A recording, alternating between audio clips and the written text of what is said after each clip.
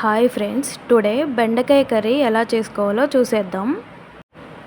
First అయితే ఒక చిన్న ప్యాన్ అయితే తీసుకుందాం. ఇందులో 2 టేబుల్ స్పూన్ ఆయిల్ పోసుకోవాలి. ఆయిల్ లైట్గా హీట్ అయిన తర్వాత 1 tablespoon, half tablespoon పోపు గింజలు వేసుకోవాలి. కొన్ని కర్రీ లీవ్స్ వేసుకోవాలి. కొంచెం అవి ఫ్రై అయిన తర్వాత కట్ చేసి పెట్టుకున్న ఆనియన్స్ వేసుకోవాలి. తర్వాత అన్నీ కలుపుకోవాలి.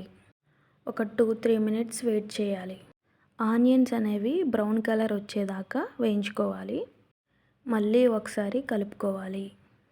మూత పెట్టుకోవాలి. ఒక 2 మినిట్స్ వెయిట్ చేయాలి. బాగా వేయించుకునేదాకా అవి మనమైతే వెయిట్ చేయాలన్నమాట. తర్వాత మనం కట్ చేసి పెట్టుకున్న బెండకాయలను అయితే వేసేద్దాం.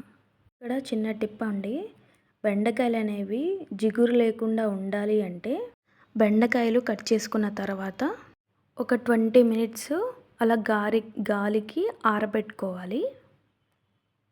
ఇలా చేయడం వల్ల మనకి జిగురుతనం అనేది పోతుంది. బెండకాయలు వేసుకున్న తర్వాత వెంటనే సాల్ట్ వేసుకోవడం ద్వారా తొందరగా కుక్ అవ్వడానికి సహాయపడుతుంది. తర్వాత మొత్తం కలుపుకొని మూత పెట్టుకోవాలి. ఒక 5 మినిట్స్ ఆగిన తర్వాత మొత్తం కలుపుకోవాలి.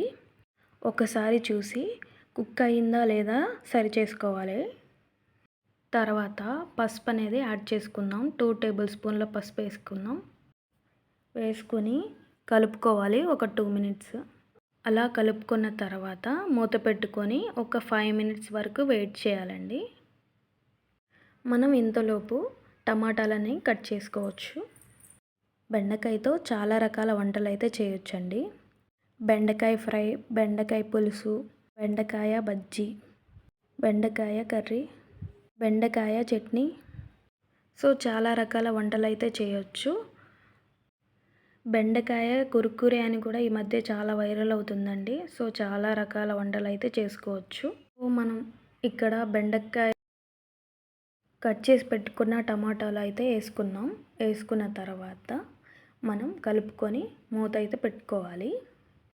ఒక 5 నిమిషాల తర్వాత మూత తీసుకొని మళ్ళీ కలుపుకోవాలి. 5 నిమిషాలు అయిన తర్వాత మూత తీసుకొని కలుపుకొని దాంట్లో మనం అల్లం అయితే వేసుకోవాలండి. అల్లం వేసుకొని మళ్ళీ కలుపుకోవాలి. ఒక 2 మినిట్స్ ఉంచి మూత పెట్టుకోవాలి. కారం అయితే వేసేసుకోవాలండి. ఒక table spoon or 2 table spoon మనం ఎంత తినగలిగితే అంత అయితే వేసేసుకోవాలి. మనకి సరిపడంత కారం వేసుకొని కలుపుకొని మూత పెట్టుకోవాలి. ఒక 3 నిమిషాల తర్వాత 1 టేబుల్ స్పూన్ సాల్ట్ వేసుకోవాలి. సాల్ట్ వేసుకొని కలుపుకోవాలి. ఒక 5 మినిట్స్ అయితే వెయిట్ చేసి తర్వాత మనకి కావాల్సినంత మసాలా అనేది ఆప్షన్ అండి. నచ్చితే వేసుకోవచ్చు, లేదంటే లేదు. నేనైతే ఇక్కడ మసాలా అయితే యాడ్ చేయట్లేదు. మీకు నచ్చితే మీరు అయితే వేసుకోండి. మూత పెట్టుకొని ఒక 2 నిమిషాల వరకు వెయిట్ చేయాలండి. 2 మినిట్స్ వెయిట్ చేసిన తర్వాత మూత తీసుకొని ఒకసారి కలుపుకోవాలి. సో మొత్తం కుక్ అయిందా లేదా చెక్ చేసుకొని మనకి కావాల్సిన బెండకాయ కర్రీ అనేది రెడీ అయిపోతుంది. సో మనకి కావాల్సిన బెండకాయ కర్రీ అనేది రెడీ అయిందండి. ఒకసారి ఇది నా స్టైల్లో చేశానండి. ఎవరికైనా నచ్చితే ఖచ్చితంగా ట్రై చేయండి. ఈ వీడియో మీకు నచ్చినట్లయితే లైక్ చేయండి, షేర్ చేయండి, సబ్స్క్రైబ్ చేయండి.